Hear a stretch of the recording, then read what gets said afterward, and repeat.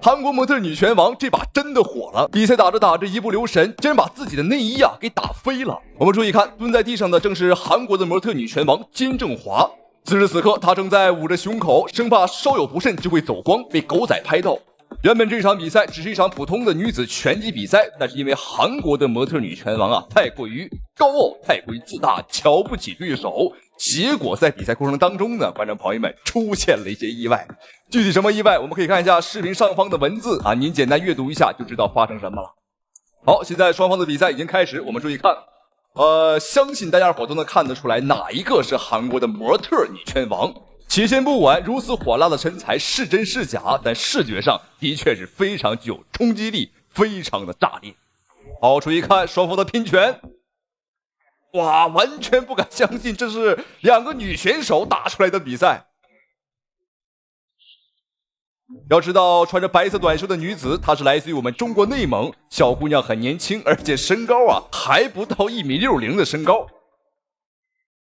但能看得出来，她绝对是一个小钢炮。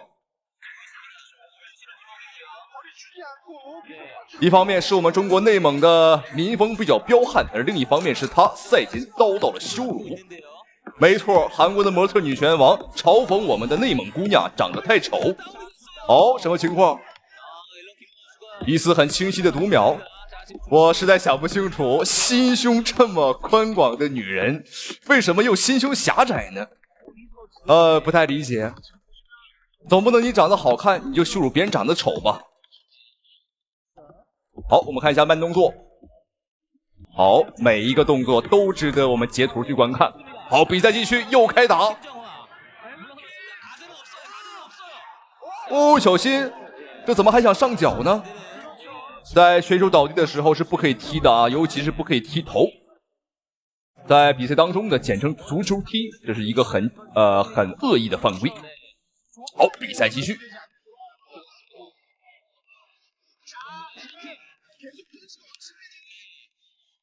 哇，双方连拳带怼，这多亏是带拳套。哇，这如果不带拳套的话，想必就是抓头发，抓脸。大家都很清楚这个泼妇打架的场面，想必都见过。但今天多亏两个人语言不通，所以说呢也骂不起来。如果我们注意观察现场的男裁判，因为每一次这个拉架的时候，他都喜欢去拉这个模特女拳王，太现实了，观众朋友们。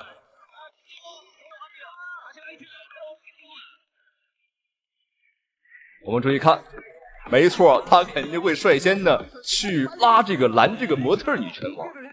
什么情况？这是拉偏架吗？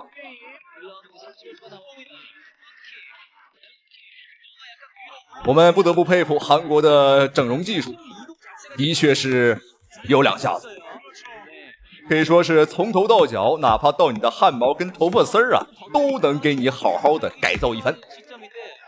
什么情况？有点累了，是不是心胸太广阔有点沉呢？什么情况？观众朋友们，别怪我没提醒，该暂停暂停，该截图截图。没错，这位韩国的模特女拳王金正华，她的内衣被打飞了。打飞不是很准确只能说是被打歪了，打掉了。我们看此时此刻，她正在用一只手死死的捂住。毕竟她是有头有脸的人物将来呢还要出席一些个影视剧的作品，包括一些大的场面。所以说此时此刻千万不能够有什么失误，如果有失误这将会是他人生当中最大的一个污点或者说黑点。我们看一旁笼子外边的男同胞，此时此刻全场的男同志都站起来了，用手机的都忍不住用起了他的放大功能，离得近的赶紧的都凑了过来。好，没有问题，比赛继续。好，现在两人的比赛来到第二个回合。虽然说这位内蒙的小姑娘的确是没有那么的出色长相上，但最起码没有像对方口中那么丑。哇，体能还是很充沛，吃牛羊肉长大的和吃泡菜长大的这个体能就是不一样。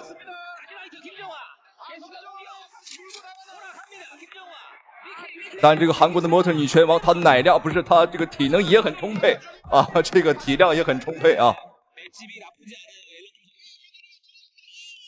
哇，读秒了！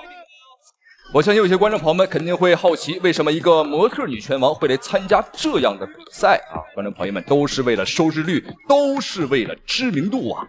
要知道，看拳击比赛的人呢，90%以上，不说90%吧，95%以上都是男同志。所以说，带着一副好身材，一副好脸蛋啊，穿着呢再靓丽一点你就可以收获一大批男性粉丝。她本身就比这个内蒙小姑娘啊，这个负重前行，她本身就是啊，这个负重在打比赛。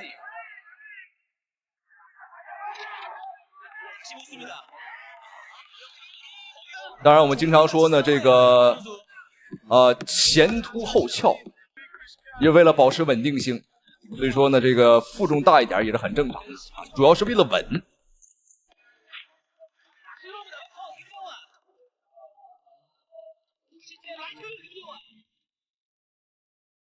好，这场女子之间的激烈大战终于结束，最终的结果没有错，让我们恭喜这位内蒙小姑娘一雪前耻，获得了比赛胜利。本场比赛精不精彩，好不好看？欢迎在评论区留言讨论，咱们下期视频再见。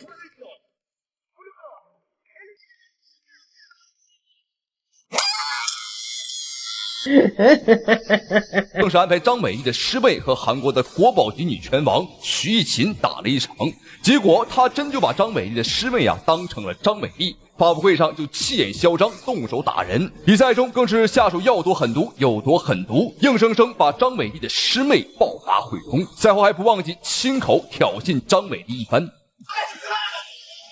你知道吗？张美丽实在是太可笑了。我不知道是谁给她的勇气，竟敢来挑战我，把她亲手打到毁容，让她感受一下我们韩国的整容技术。比赛国际拳坛很少举办，那一旦举办，收视率绝对是全球第一。而且到目前为止，挑战成功的奖金已经高达5000多万。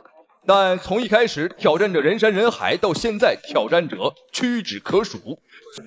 给我瞄准了打！侧拽腿，这上回马枪，这感觉踢扫腿，这一下是读秒了。中国腿王踢飞韩国名将，一脚把对手踢进医院，对手连走路都成问题，只能被教练背下擂台，实在太解气。好，各位亲爱的观众朋友们，我们注意看，现在隔着屏幕，我们就闻到了一股浓浓的，没错泡菜的味道。韩国选手，韩国金牌打手金东星他出场了。这是韩国选手的特点，我们隔着屏幕就能感受到这个泡菜的感觉这是一种专属于韩国人的特殊气质。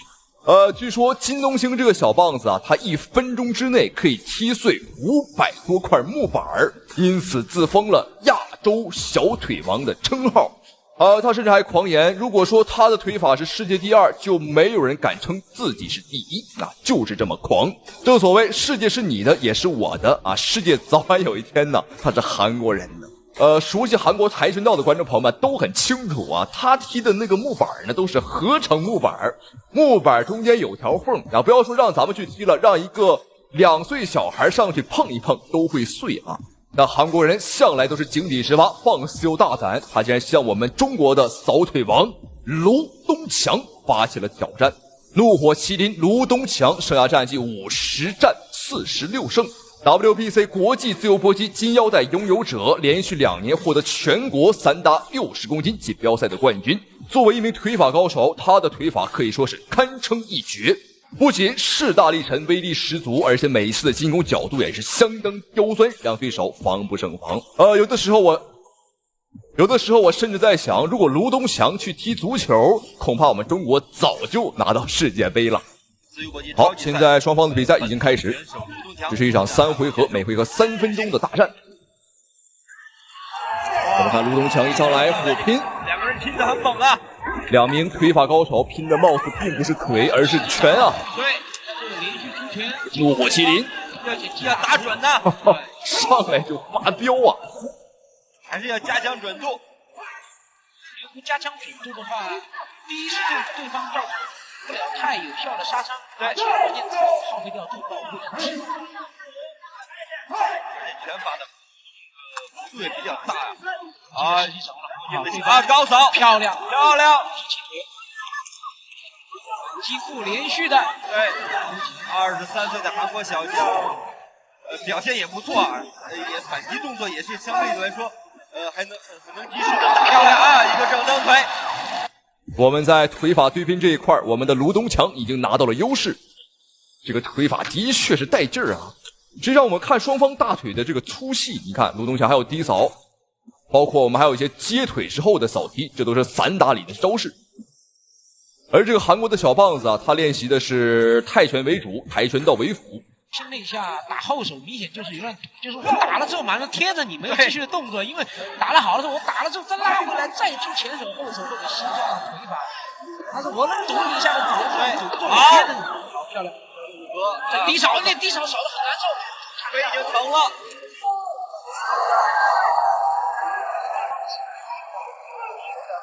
的感觉了，而卢东强也是逼得很紧咬牙关。对。保护好自己的头部啊！重，把卢东强逼到那个角落，但卢东强就凌波微步，直接就出来了。双方这个拼打还是确实是正蹬腿了，对，控制好距离。韩国的小棒子，观众朋友们明显已经打上头了。长达1分多钟的王八拳法，这既不是泰拳，也不是跆拳道啊！我们看他就是抡没劲儿了啊！本身吧，这伙食就不好，这天天不是泡菜就是豆芽的，这体能本身就不好，你还这么毫无忌惮、不节约体能去打，你不输那谁输啊？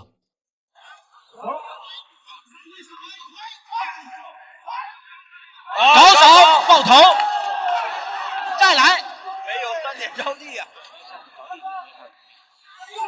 如果这个是3点着地的话，估计裁判会有一个犹豫啊。确实那个很重啊，一个侧拽腿，漂亮，好像是踹中了咽喉的部位，又来了一下，也很危险啊。对，很少能看到转身后摆，再接前手拳。很少能看到这么漂亮的侧踹，而且是正中咽喉要害部位。好，现在双方的比赛来到第2个回合，注意看啊，蓝方选手小金毛便是韩国小棒子金东兴，而红方选手便是中国的怒火麒麟卢东强。原本说好的这个韩国小棒子啊是要来拼腿法，但是今天呢，对方明显是改变了战术，因为他发现啊自己的腿法在卢东强面前不够看。好，双方的火拼还是很激烈啊，火药味还是很浓。对方一脸不服，你瞅什么瞅？去你丫的！还瞅啊？瞅就踹你！平勾，时机掌握的非常好。对，看准连续的，对，再来逼到角落了。又是连续的前手平勾手，再加击步好几下。对。我觉得卢东强每次的前面的准确度不错，但是在后面在追加的时候，拳的准确度啊，还要加强一些。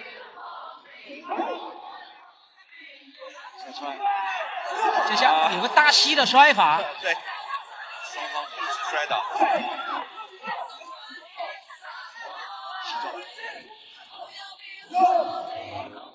这场比赛忘记介绍了，卢东强的岁数比对方大了7岁啊，这个时候已经不再是巅峰时期，已经到了生涯的末期，就像是一个拳坛老将在打一个愣头青。我们看，无论怎么踹啊，对方就是一往无前，你感觉他已经没劲儿了，随时都能倒，但就是啊还能站起来，很奇怪啊。这个特点和日本人很像啊，就是打不死的小强，也就是蟑螂。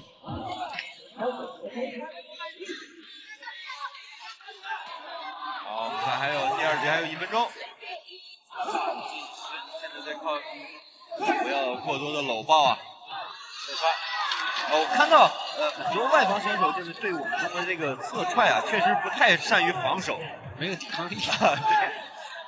对，又前手看得很准。我觉得既然卢东强已经得手这么多次前手进攻啊，不如再加强一下。对对对，把力量再加强一下。金东兴的体能好像恢复了，你看一直向前压着打。对方这种疯狗式的打法的确是不多见啊。他主要是他的战术呢也很明确，就是要不断的贴近再贴近，来限制我们卢东强的腿法。因为发挥腿法需要一个距离，最起码需要2个身位，也就是我们常说的制动距离啊。这个回马枪，哈哈，看起来好像是漫不经心啊，没有看对手，但实际上都盯着对方呢。对，都过了。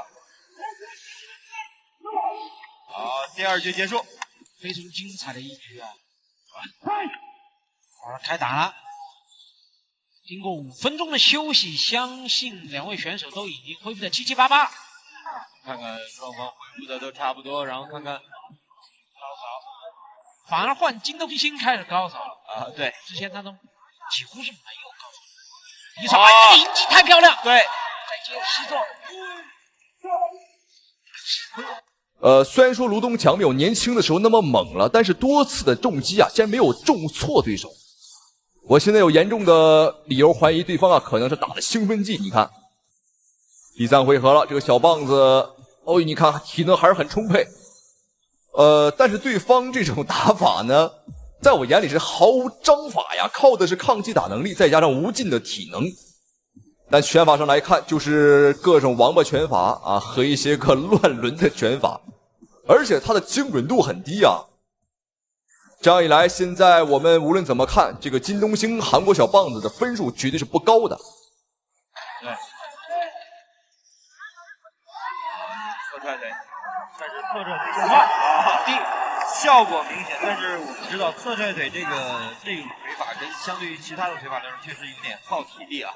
没错，带动的肌肉训练实在太多了。对，过颈的膝撞连续，再来一下，再继续。对，因为他已经把对方头压得很低了，再来一下效果是非常显著的。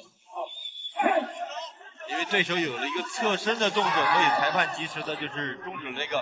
如果他连续再加一个的话，效果会更好。没错。一扫迎击漂亮，击倒了。选手不是一个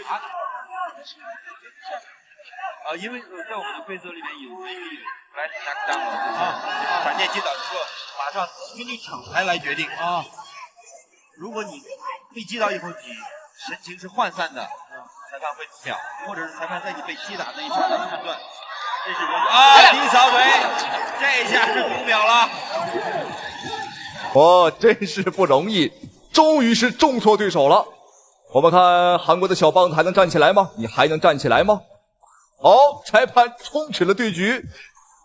虽然说对方看起来的确是很抗揍，体能很充沛，但是我们卢东强这位怒火麒麟的腿法，那可不是闹着玩的啊！一腿又一腿，刚刚最后一腿啊，那就是压死骆驼的最后一根稻草。好，看情况，这个腿应该是废了啊。回国之前赶紧在我们中国买根拐吧，我们中国这个 Made in China， 我们中国的拐杖一般质量都很好，保证你用一辈子啊都好使。恭喜卢东强，同时也感谢屏幕前您的收看与支持，咱们下期视频再见。观众朋友们，看到这个日本人呢，我就想笑。你说谁能想到一个日本人这样大老远的扛着一把武士刀跑来中国踢馆，而且我们注意看他的纹身啊，左青龙右白虎，生怕我们中国人不知道啊，中间夹了个250。他的名字叫青地大佑，没错，他是一个日本的右翼分子，也就是反华分子。好，再注意看他的发型，哈哈。哎呦，这是什么脑型？地垄沟发型吗？还说是核废水喝多了啊，导致这个营养有点不太健康。我们别看这个小日本子啊，脑子有点不太好使，但这个家伙是一个日本武士，而且赛前也是相当的狂妄啊。他表示不仅要战胜我们中国选手，而且还要把我们中国选手的脑袋砍下来当球踢。但这场比赛我只能说呀，这个小日本子他的命不太好啊，来中国踢馆竟然遇到了大名鼎鼎的东北虎王冠。我们注意看王冠不怒自威的表情，形容的就是现在。王冠人生当中啊，他最大的2个爱好，一个是打小日本子，而另一个爱好那就是打嚣张的小日本子啊，没错，说白了就是看这帮小日本子不顺眼。所以说这场比赛呀，小日本子他绝对是踢到钢板了。好，注意看，还是一脸不服，歪嘴瞪眼儿。你别着急啊，你别看你现在是主动歪嘴，一会儿打到你想不歪呀，你都难。好，这场抗日对局已经开始，让我们一起来看一下东北虎王冠的表现。这个大肉呢，他以前曾经练过4年的拳击，步伐比较灵活。从这点看，现在装出一种试探性啊，还没有真正的开始，还有5局呢，还有漫长的路要走。而且每个人双方的实力都没有展现出来。王冠这个高边腿非常聪明，这个地方又搞的，我啪，高边腿切住你的走的路线，封住你。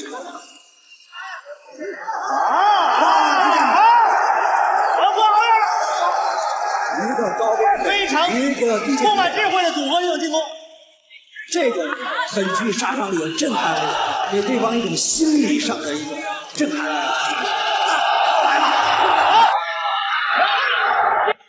这个小日本子可以说是根本挡不住东北虎王冠的进攻啊！刚开局还不到1分钟的时间，连续2次击倒，可以说在东北虎王冠的面前，这个小日本子就像一条小野狗啊！所以说呢，被吓到腿软，经常倒地呢也正常的啊。有一次，这个真是双腿吓到发软，赶紧的啊，赶紧检查一下这个小日本子的裤衩，看他这个内裤啊湿没湿？我怀疑他已经尿出。到王冠手上入手，王冠自己摔倒，对方一分。不错，这场比赛开始掀起了整个中日对抗赛开赛以来的一个亮点。倒计时，中心还有，别要别的。第2局能不能出现 KO？按照今天王冠现在的状态，不要说 KO 了，我觉得打死对手也是完全有可能的。又倒了，小细狗腿儿，双腿发软，没办法，这个老虎啊，就天生是野狗的克星啊，我们是天敌，对方见我们那就是孙子见爷爷啊，害怕也是很正常的。应该能够全面的发展自己，综合能力强，在这个国际上，在这擂台上就显得有自信。现在看王冠的命中率很高啊，他现在完全把握了比赛的节奏，我想快，我想慢。王冠的高边腿接后手拳是接得非常快。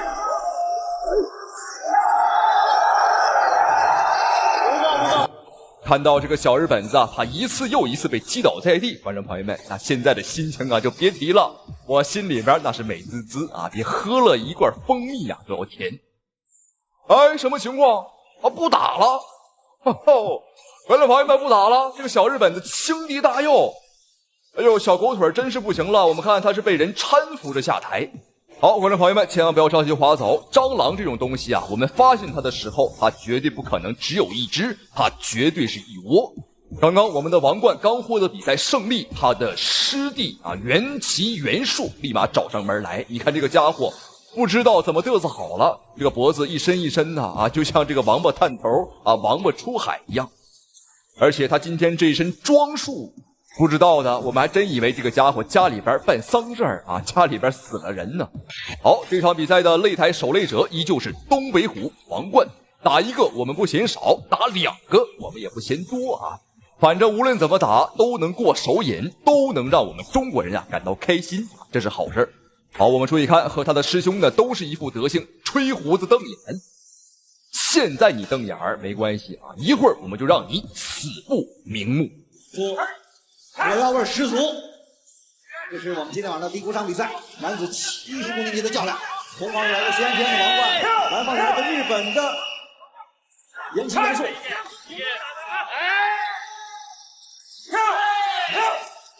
在今天的直播结束之后，王洪祥、孙武，还有武林广播的代表，还有我本人，将在武林风网站和网友进行接触。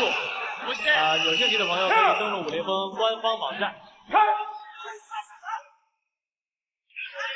对，这要一出看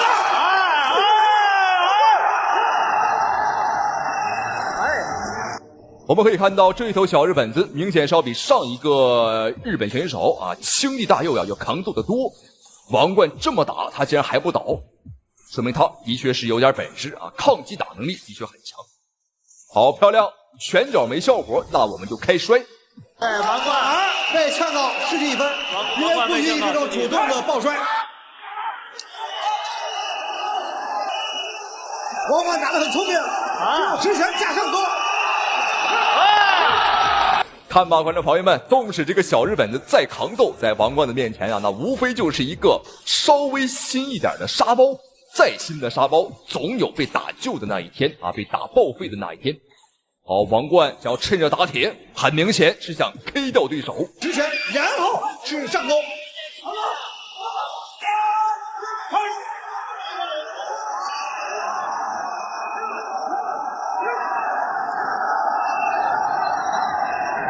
看吧，观众朋友们，东北虎果然是名不虚传，又一头小日本子倒下了。但正所谓一个不嫌少，两个不嫌多，我们3个刚刚好。我们看，这是第3个来挑战王冠的小日本子啊，他姓甚名谁不重要，我们只需要知道过一会儿他会非常的惨。具体有多惨，观众朋友们，我只能说呀，千万别眨眼，因为这场比赛实在是太快了。也很长时间没有见到王冠的身影了啊。的确，王冠出名是在08年。对，其实08年对宏翔来讲也是比较有纪念意义的一年哈。我记得你应该也是从08年开始，慢慢的已经红遍了全球哈。没有，我从60年就打了。哇！没有啊，其实我从60年开始打的啊。王冠直接一个后手，把对方直接 KO 了。看吧，观众朋友们，他姓甚名谁根本不重要，我们也完全不需要知道，我们只知道他现在是出气儿多进气儿少，估计啊是活不了了。好，王冠很兴奋，因为这是他有史以来职业生涯最快的一次 KO， 而且还是打的小日本子，可以说呀，那是1石2鸟啊，双喜临门。哎呦，这还抢救什么呀？干脆别抢救了，浪费资源啊！反正他活着也是浪费空气，死了也是浪费土地，干脆扔回日本的核废水的里，干脆扔到日本的福岛，干脆扔到日本的核废水里边，让它自生自灭算了。好，恭喜东北虎王冠，同时也非常感谢屏幕前您的收看与支持。好了，咱们下期视频再见。